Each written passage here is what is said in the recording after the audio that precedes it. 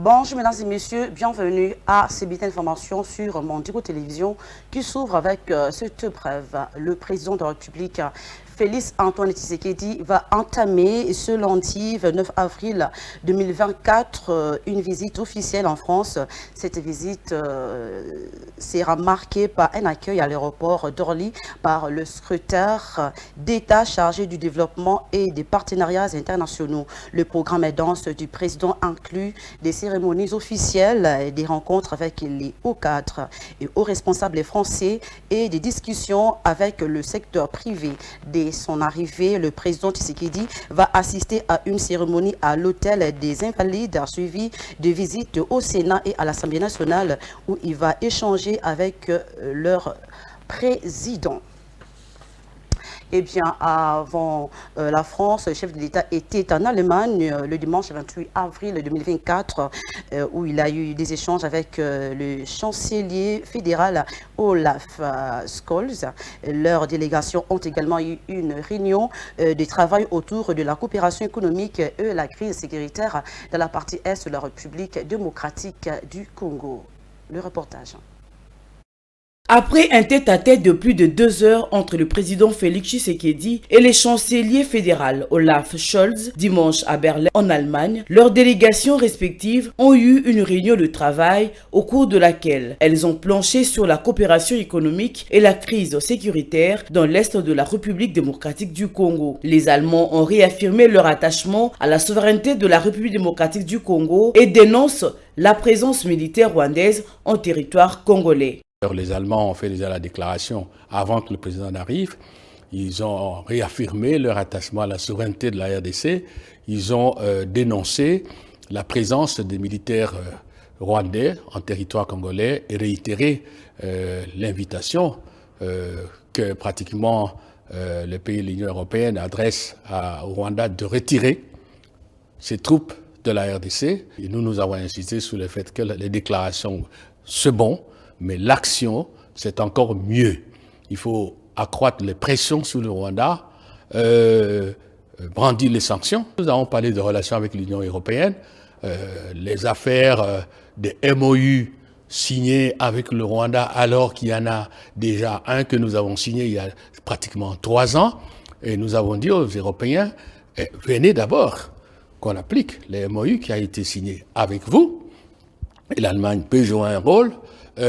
Si vous tenez à votre MOU avec le Rwanda qui ne produit pas les matières premières précieuses, stratégiques dont vous avez besoin, à tout le moins, mettons-nous d'accord sur les mécanismes, les règles de traçabilité qui vont nous garantir qu'on ne touchera pas aux produits qui viennent de la RDC. Selon le protocole d'accord entre l'Union européenne et le Rwanda sur l'exploitation de matières premières a également été évoqué. Par ailleurs, les deux parties ont discuté de l'accroissement des investissements privés, du climat des affaires, mais également de la mise en valeur de ressources naturelles de la République démocratique du Congo.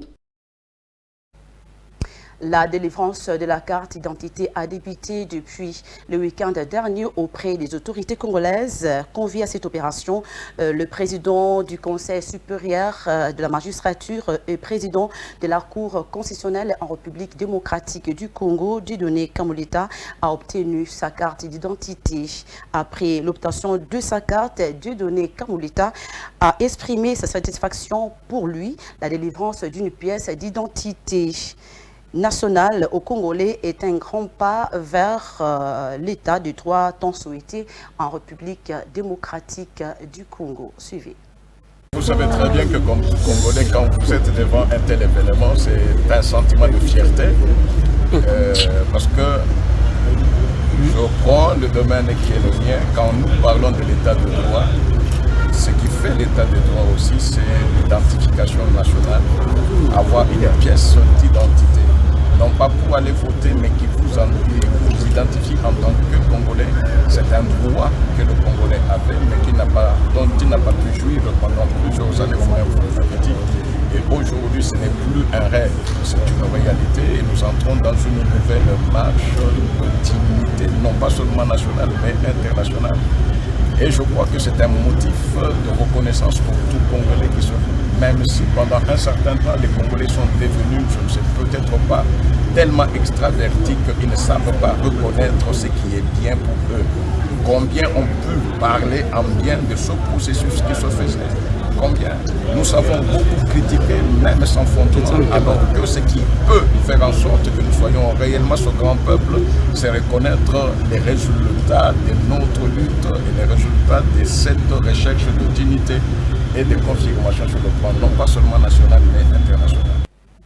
Chitons avec cette preuve. Fimembo Ndemambo, procureur général près la Cour de cassation, a instruit le procureur général près la Cour d'appel de Matete d'ouvrir une information judiciaire en charge du cardinal Fridolin Ambongo, archevêque métropolitain de Kinshasa. Dans sa correspondance, Fimembo Ndemambo accuse le numéro 1 de l'Église catholique en République démocratique du Congo de violenter délibérément les consciences et sembler trouver un plaisir à travers les faux bruits et autres incitations des populations à la révolte contre les institutions établies et attentats contre les vies humaines. Par la même occasion, il révèle qu'il avait déjà invité le cardinal Fridolin Ambongo à son office pour un échange autour de certains dossiers en instruction, mais l'intéressé aurait décliné l'invitation.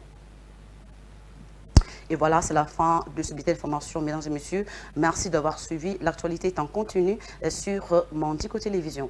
Au revoir.